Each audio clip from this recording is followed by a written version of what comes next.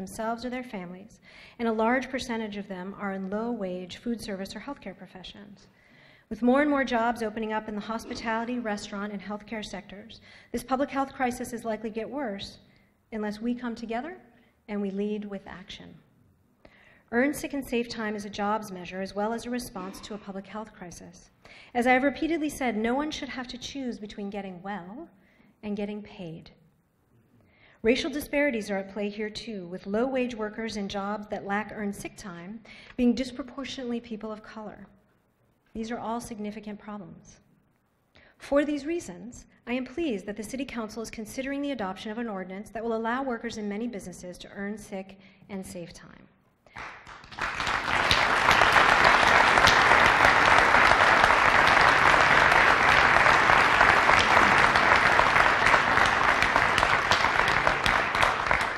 I want to thank the Workplace Partnership Group, in particular, a diverse group that the City Council and I appointed to listen to stakeholders and offer recommendations to us. Collectively, they invested thousands of hours to engage a wide range of businesses, economic sectors, nonprofits, and workers. More than 500 people attended their many listening sessions and provided invaluable perspective, feedback, and advice. Many workers told stories of pain and of hardship, and many business owners offered practical solutions. I appreciate them all for participating. I particularly would like to thank my appointees to the group, Jim Rauter of Target Corporation and Liz Doyle of Take Action Minnesota, both of whom served as co-chair, and Danny Schwartzman of Common Roots Cafe, all of whom are here on stage with me today. Thank you very much.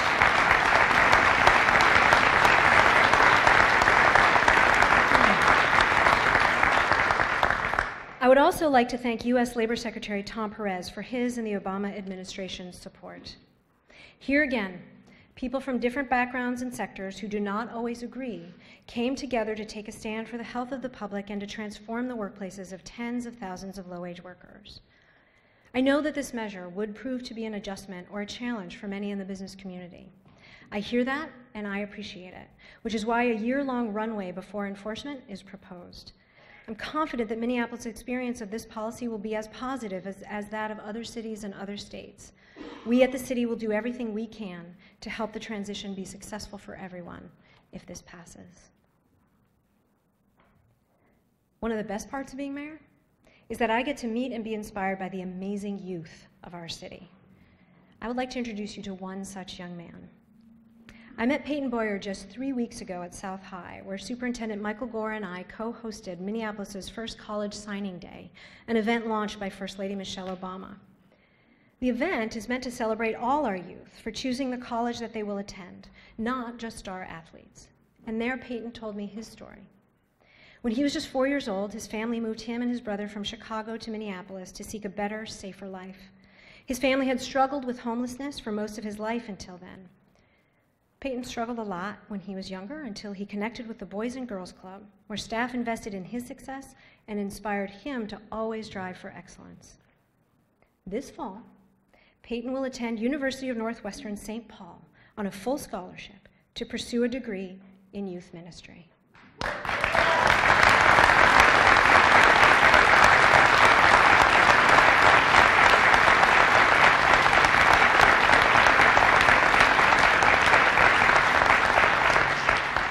He told me that he wants to be able to change lives the way that staff at the Boys and Girls Club, along with pastors, teachers, and coaches, changed his. So he is here today with South High Principal Ray Aponte and his mentor from the Boys and Girls Club, Stephanie Siegel. Congratulations, Peyton. We are all really proud of you. And if you haven't waved already, wave.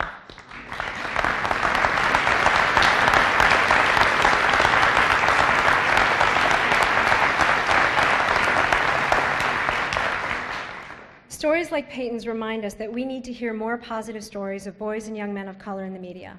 I highlighted this need in my State of the City speech last year when I encouraged all of us to share these stories, and I encourage us again to do so. I know firsthand the level of genius these boys and young men of color offer our city. As I said in last year's State of the City, we cannot afford to leave any genius on the table. Another place that we get to lift up boys and young men of color and transform employment and opportunity for them is our groundbreaking Build Leaders program. BUILD is an innovative, community-based job training program for youth of color who are facing the most systemic barriers to educational and economic opportunities. Our $362,000 ongoing investment in it is supporting cohorts in South Minneapolis at the American Indian OIC in Little Earth and in North Minneapolis at Emerge. I'm very excited about the transformative potential of this approach, and please join me in saluting my friend, Isaiah Hudson, one of our BUILD leaders who is here today.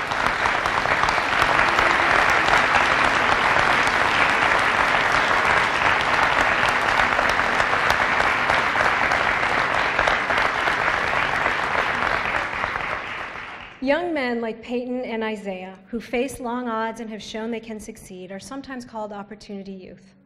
So I say to everyone in this room, hire opportunity youth. We know that our region is poised to run out of workers. We may be 100,000 workers short in 5 years and nearly 200,000 short by 2013. Attracting workers from other states is a fine, albeit expensive, strategy, but when we have young people here who are ready to succeed but have not yet had the opportunities to do so, let's include them in our growth and our prosperity. Or more accurately, we will not have growth and prosperity without them.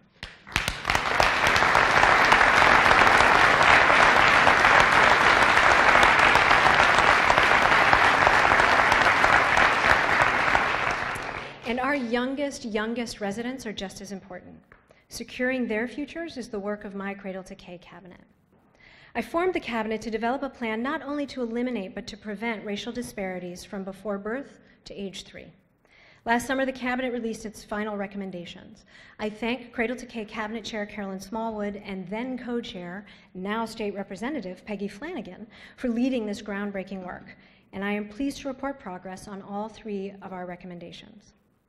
The first recommendation is that all children will have a healthy start that will prepare them for success, successful early education and literacy.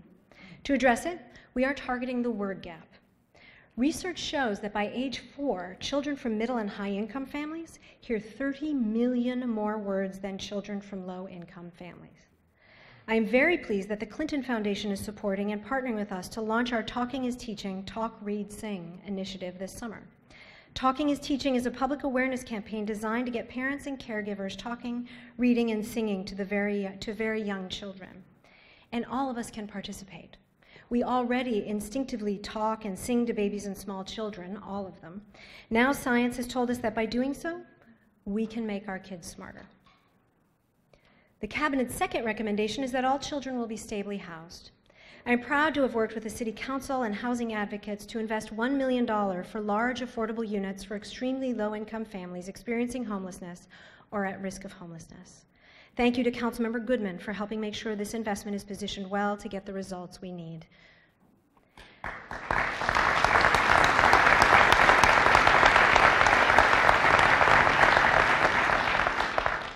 The third recommendation is that children have continued access to high-quality early childhood education.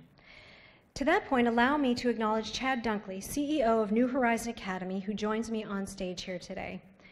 New Horizon operates 3 facilities in Minneapolis, all nationally accredited and rated 4 stars by Parent Aware. Last November, I toured their newest facility on Penn Avenue North. I got to see firsthand what child development-centered care looks like. It has all the attention and love you expect, and it has a focus on words and learning and singing at every age. It was really fun to see. It was really fun to be part of for that morning. And here's one more place that we in Minneapolis can come together to support our children and our youth. Supporting the Minneapolis Public Schools referendum on the ballot this November.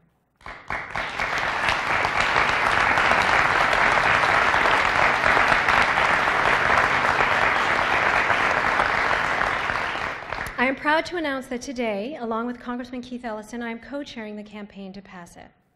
The referendum funds 40% of Minneapolis teachers. Without it, class sizes will balloon up to 48 students per class.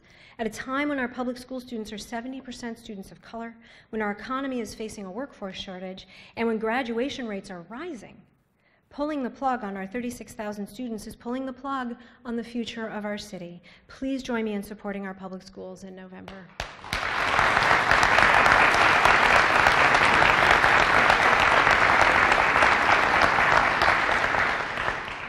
Our city's deep truths, that we are awesome and that we are challenged, that we come together for the common good and strain to come together through our divisions, are nowhere more evident than in the lives and prospects of our children and youth.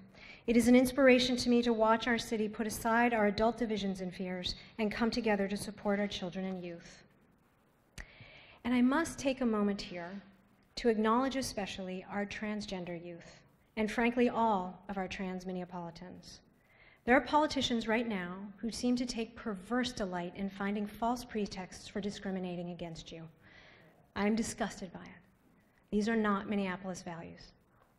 Rather, in Minneapolis, we started the Trans Issues Work Group in 2014. It has been quietly leading the country in building city-led work that seeks to confront the discrimination that the community faces and tackle topics like healthcare and employment. This year, we will be holding the 3rd annual Trans Equity Summit.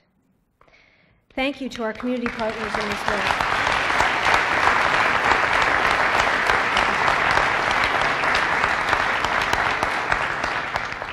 And thank you to our community partners in this work. Roxanne Anderson of the Minnesota Transgender Health Coalition, Andrea Jenkins, trans oral historian at the University of Minnesota, here with me today, and Phil Duran of Outfront Minnesota.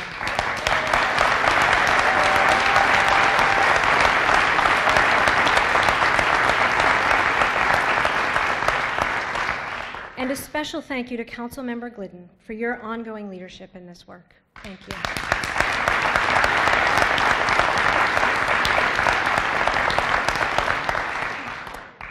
And how much do we love Attorney General Loretta Lynch right now?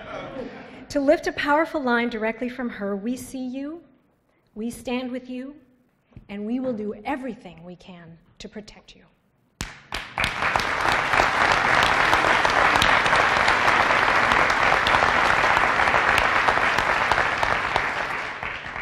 And to our Muslim young people, to all our Muslim brothers and sisters, for some people in this country right now, questioning your humanity is a pastime. Not in Minneapolis.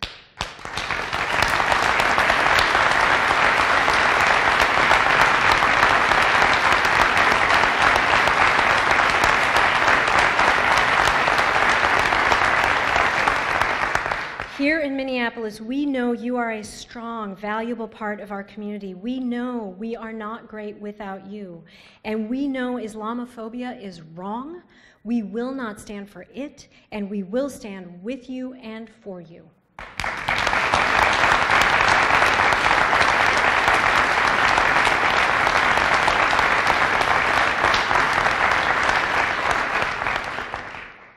Nearly everything that I have talked about up until now related to youth, growth, and safety comes together in our Promise Zone, a group of 9 neighborhoods in North Minneapolis. The Promise Zone is a 10-year commitment from the federal government to help align public, private, and nonprofit efforts in high poverty and high opportunity neighborhoods by providing federal preference for federal funding as well as staff assistance. I thank HUD Secretary Julian Castro for all the support he has provided for our Promise Zone. And in our first year of full operation, we have already brought in $3.8 million in federal grants due to the Promise Zone designation, and we are tracking $11 million more in applications for federal funding. The Promise Zone is designed to be a marathon, y'all, not a sprint. I am very hopeful that the next White House administration will continue and expand upon the Promise Zone, and we look forward to the next 9 years of work.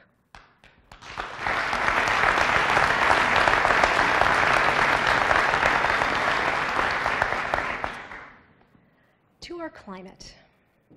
2015 was the hottest year on record since record keeping began more than 115 years ago, and 2010, 2013, and 2014 are all in the top 5 with 2015.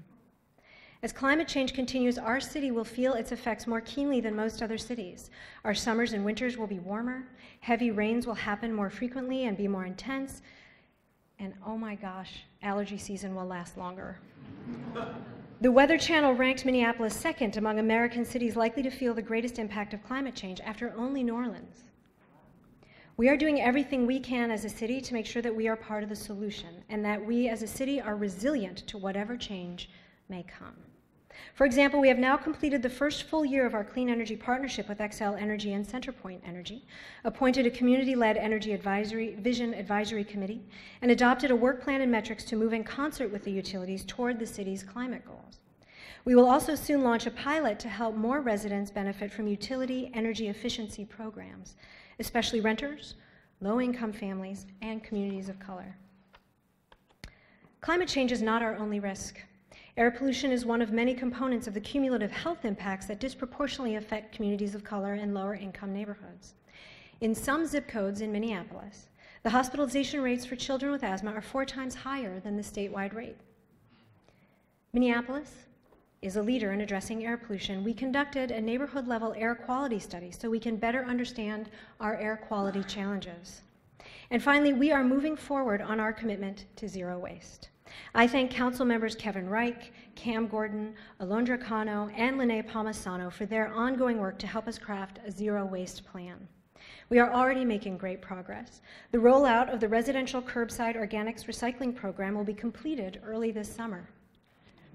As of yesterday, 37,000 households, including mine, our 35% of the city have signed up for the service. This program, along with our single-sort recycling, once again makes us the envy of our neighbors. And you should have seen how big my cheer was when we got our bin. When my husband told me it was in the backyard, he thought I had gone a little nuts, I think. Minneapolis has, bar none, the best art scene anywhere. I mean, anywhere.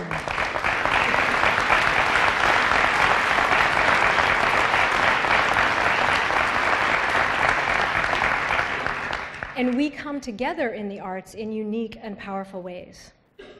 If I started a litany of the Minneapolis Artists Art Organization and spaces that enrich us, we would never leave here. I promise you we'll leave here. I won't do a whole list. But that said, I'm going to take the risk of mentioning at least one, our hosts today, the MacPhail Center for Music. MacPhail, born and headquartered right here in Minneapolis, is the largest community music center in the country, with 14,500 students. Founded by Minneapolis resident William MacPhail, as Mr. Carpenter alluded to earlier, in 1907, the center teaches students ranging from 6-week-old to over 100 years old, as he said. More than half of those students participate in programs supported by financial assistance and program subsidy. Please join me in once again thanking CEO Kyle Carpenter and the entire MacPhail family for welcoming us here today.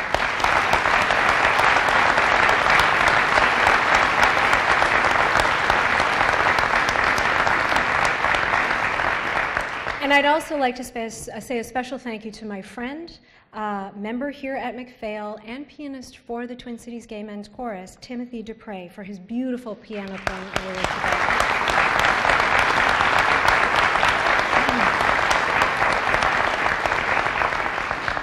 The arts make us stronger as people. They are where the best of us as human beings shows up regularly. They also make our economy stronger. Our just-released Minneapolis Creative Index shows that creative sales pumped $4.5 billion into our economy in 2015. Creative jobs are 5% of all the jobs in our city, and our art scene is one of the most vigorous in the country. Minneapolis ranks 6th in the country in creative vitality, with a score 3.6 times higher than the national average. It is also true that artists and arts organizations in our neighborhoods and communities are sometimes struggling, especially in communities of color. We can acknowledge and be grateful for the incredible artistic and musical institutions that we have, and recognize that not all artists are benefiting equally or equitably. And we recently suffered a big loss in our community with the tragic death of Kirk Washington. Sorry.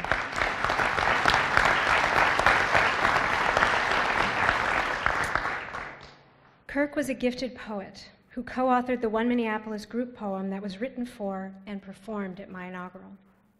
He also served Minneapolis as a member of our Energy Vision Advisory Committee. He was passionate about our city, our people, our challenges, and our strengths, and he was passionate about making art out of all of it. His passing leaves a hole in the life of Minneapolis. His wife, Esther Nebro, a City of Minneapolis employee in business licensing, and their 2 daughters, Azalea Washington and Kia Spurgeon, are with us today. Please join me in honoring them and Kirk's life.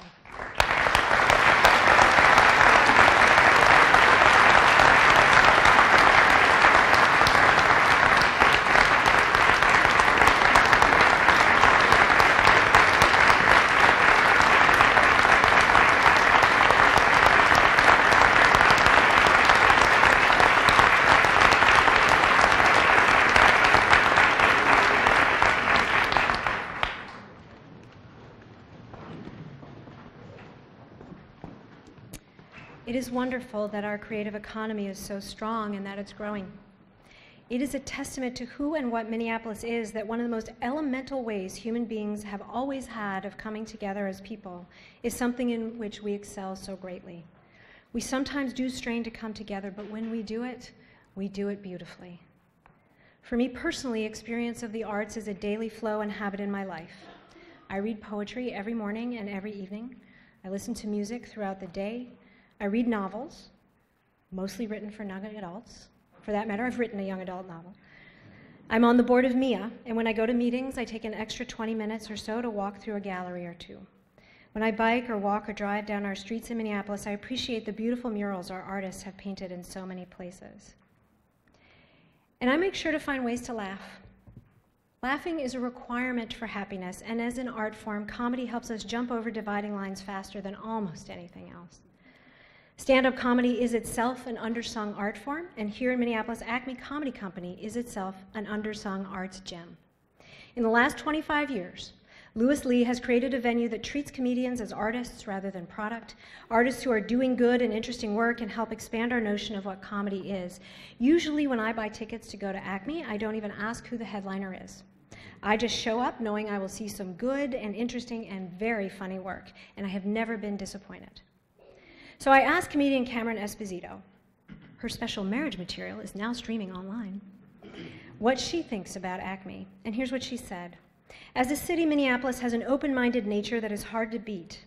Not that everyone has experienced all things, but that folks seem open to learning, changing and connecting as a unit. And that's what Acme offers a comic. The close seating, the audience facing one another and surrounding the stage on three sides. It's a feeling of unity and being in it together to muddle through life that makes that place a special venue for stand-up. That feeling of being in it together to muddle through life. Exactly. Comedy is great at that. Acme Comedy Company is especially great at that. And Minneapolis is great at that too. I will say, though, that the best part about comedy is that it is funny. So today I've been talking about the deep truths of Minneapolis, that we are a remarkable and amazing city, and that we are a city of deep divisions. I have been talking about the truth that we are strong when we come together, and the truth that even so we struggle to come together. I have been talking again about one Minneapolis, that to which we aspire, and that which, when we head toward it, make all our other aspirations possible. I talk about these things often. I am guessing no one here is surprised by the theme of the speech. But the history of race would have us white folks believe that the issues we face as a city, disparities in education and employment, rifts between the police and the community, are issues of and about people of color. The history of race often leaves us white people thinking that it isn't about us somehow. And as a result, when I speak about it, today or any other day, it is a challenge to speak of it in a way where we white people can see that we are in this picture, that this is about us too. And it is about us. Race and racism is a system that we are part of, like it or not. To carry on in the face of a world set up so differently for us than for people of color, at some level we have had to shut down our awareness of that difference. As a result, we are less present to our own humanness. We are less connected to the real web of interconnections that bind us all to each other, and we are diminished as a result. The price of our continued participation will be our children's futures and their children's futures. Is there a deep truth here? Perhaps. The deep truth is we must be fully dedicated to our neighbor's humanity in order for us to achieve our full success. The negation of that truth is also true. We must be fully dedicated to the fullness of our own humanity in order for us to achieve our full success. The end point of that is one Minneapolis, and we are in that picture.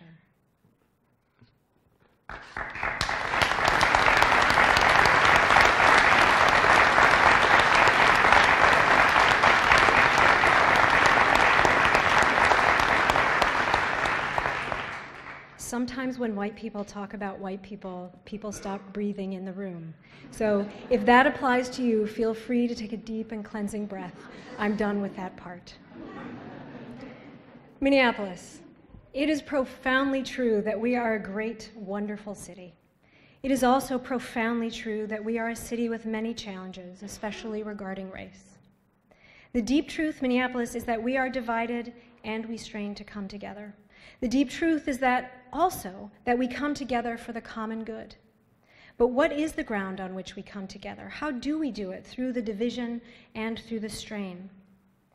In the poem printed on your program, the wonderful poet Elizabeth Alexander, who read at President Obama's first inaugural, asks a simple question: are we not of interest to each other?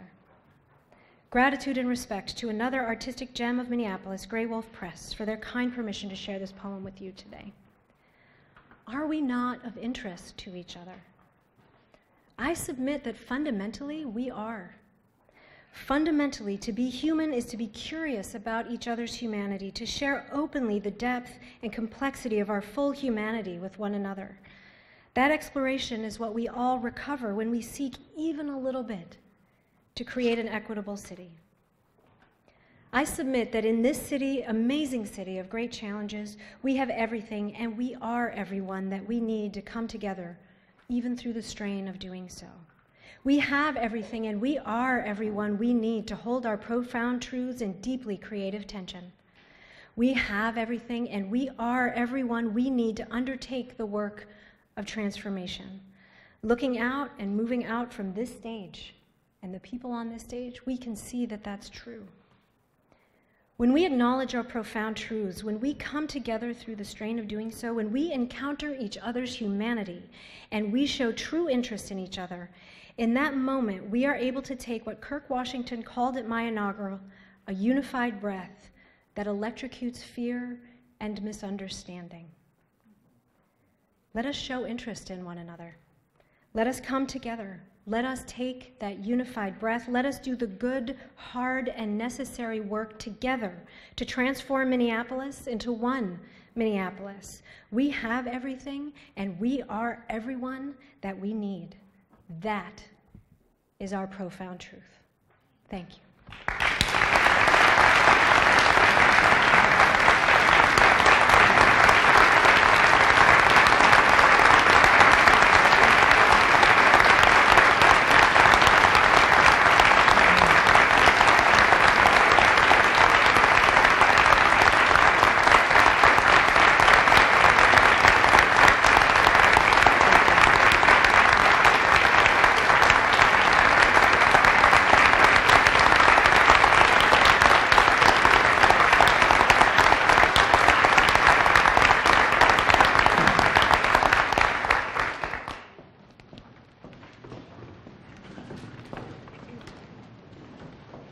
Mayor, that was a wonderful speech. So again, this is an adjourned meeting of the Minneapolis City Council, and so now a motion to receive and file is our next piece of business. A motion to receive and file the mayor's 2016 State of the City Address.